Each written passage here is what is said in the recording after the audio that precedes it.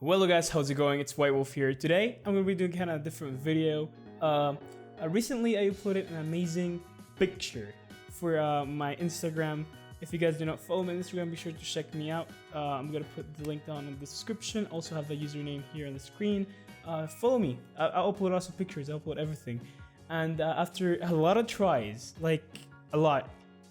many tries, I was able to snap an amazing picture of the Milky Way. Now, first off, this is gonna be a tutorial on how to take pictures of the Milky Way.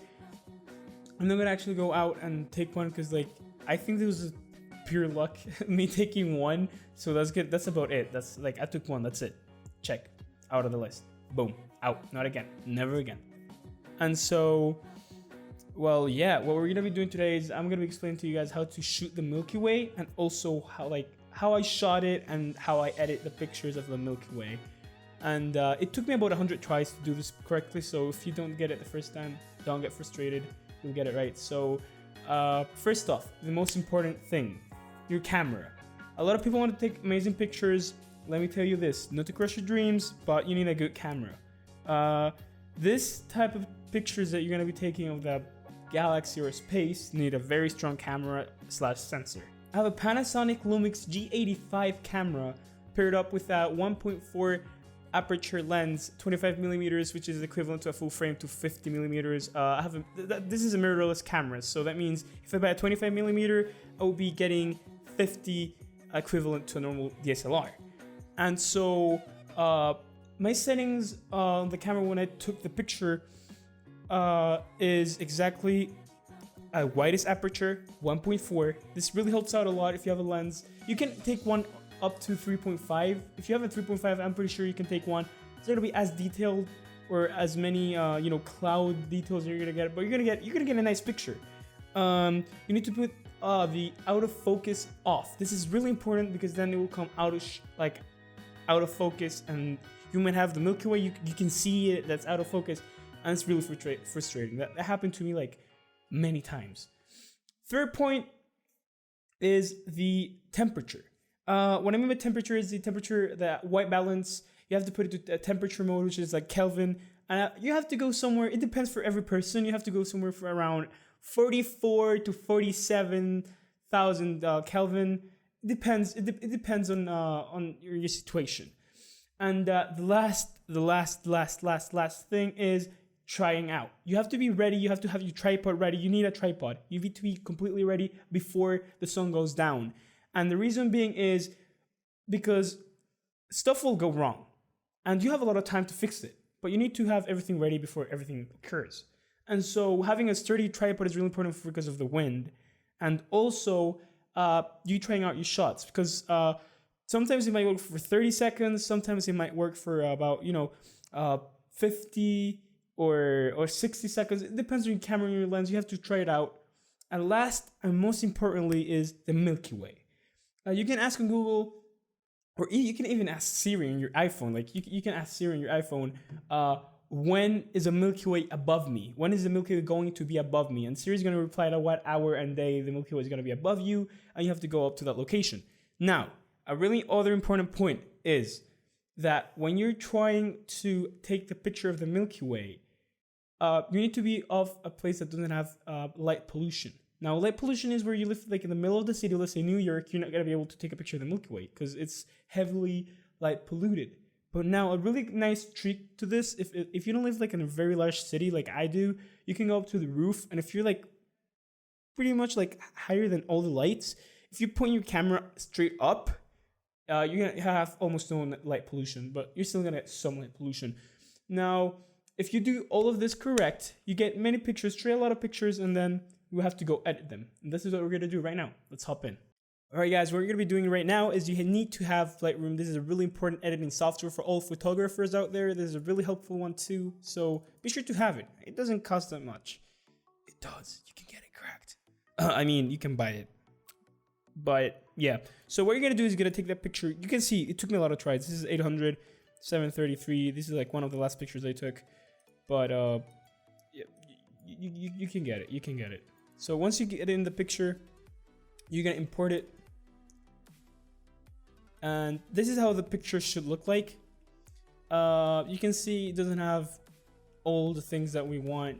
Like, it's not as nice, but it's okay. It's okay. It's a really nice picture from the start. You can see the Milky Way right here. You can see Metroid coming right here, whatever you want to call it. I don't know. Okay, first off, what we want to do is the white balance. Now you can put an auto, which is you can see the Milky Way, the nice color, but everything looks off. Or you can put a custom, which is what we're gonna do. But what we're gonna do is we're gonna do it ourselves manually. So first off, what you're gonna do is gonna put it just a little bit like neutral. Let's say about I'm gonna. It depends on your picture, but I'll go like 17. Maybe let's even try 18. 18 is beautiful. Let's put the tint to green just a little bit. There you go. There you go. That's beautiful. Now the Milky Way is already popping more. You guys can see here. It's already popping way more, guys. You guys can see here the Milky Way is popping more. But yeah. So now what we're gonna do is gonna be editing some other small stuff. First off, lens correction. When you use really low aperture, normally you get this vignetting from the sides. They're kind of like blackish. So I have a Lumix Panasonic camera, which it doesn't really like. It's not here, but I use Canon as an option, which helps out a lot. I put one that's same as mine, 1.4. And you can see the vignetting here. You can see I can fix it from the sides, and now voila! You can already see our picture is way better. You can already see here. Let me show you here. You can already see that our picture looks way nicer than like you can just leave like this, and this is totally fine. It looks beautiful. But if you want a picture like mine on my Instagram, which looks beautiful, we're gonna do more tuning into this picture. Now, first off, we're gonna put the highlights a little bit up. So that's where the Milky Way is. Second off, we're gonna boost the shadows a little bit. There you go. The Milky Way is already popping out. Not too much. Let's just put a little bit. There you go. The whites, we should pop the whites out. Not too much. There you go. That's enough. That's about 24. The clarity, I would say we should put it like about 38. And also the let's just put a little bit of saturation there to add a little bit of extra color. And there you go. So now you can see it looks way nicer. This looks way nicer. Now, what are we doing here is adding a bit of noise reduction, not too much. I'm at 4, and to the color I'm at about 6 too. Because too much is gonna take off detail. The stars are small specks. Remember, there's millions of stars in the sky, and they're just small pixels, and so a lot of noise reduction could damage the picture. Now, what we're gonna do is gonna take this brush, right? And I'm gonna put the temperature to 100, and I'm gonna explain why.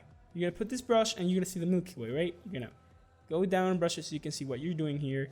You're gonna do it all like all the Milky Way here, just about there. There you go. You guys can see there. There you go. You guys can see that I almost got all the Milky Way. The bigger the brush, the more the feathering. You just can see there. Yeah, that's about good. That's about good. I would say that's good enough. Now we're gonna take it down to 0 again, and this is what we're gonna be doing. We're gonna be putting a little bit warmer than the other, not too much, about 10 to make it pop. You know, if you want to make it a lot, just 13. But I would say 11 is a sweet spot. Normally 11 to 12, it depends on your picture. We're also gonna put the tint a little bit down, so it looks like a more greenish. I'll put about 6. Gives it a nice, really nice color. The exposure, you're not gonna put it too much though. You're gonna put it just a tiny bit. You guys can see 0, just like 0.1 maybe. There you go. 10 is nice. It makes it pop. The contrast, just to make it there, you can actually see the Milky Way there. Highlights is where it is. Not too much though. Shadows, boost dim shadows, and saturation. There you go. The picture is already looking beautiful. Compare this to this. This looks absolutely astonishing. Now, a little bit of sharpness, not too much. And maybe a little bit different. And there you go. You guys can see the picture is already looking way nicer. And that's almost about it on Lightroom. So after you're done, you guys can already see the differences. There's a lot of differences, guys. Look at the before, I'll look at the after. This will help you get a nicer picture. Now, when I upload it to Instagram, I use some of the editing, and it almost came out like this. This is how it came out like with editing.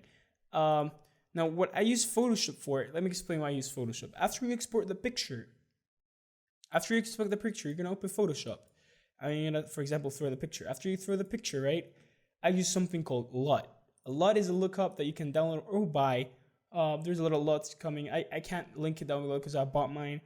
But you can search for LUTs, and I used something called highlight, and you can see that it gives more color, more punchiness, and you can just add, you know, not too much, like 36%, and it gives it a lot of color. You guys can see here, it makes it look absolutely beautiful. And yeah, that's about it. Afterwards, guys, you have an amazing, beautiful picture for you to upload to Instagram, as you guys are seeing right now. It's a beautiful picture. The space is beautiful. You just need to know how to take a picture of it. That's my tutorial on how to take a picture of the Milky Way. If you guys enjoyed, be sure to leave this video a like. It helps me out a ton. Subscribe for more awesome tutorials or even vlogs. I do vlogs. You can check them out. They're awesome. And I'll see you guys on the next time. Peace out.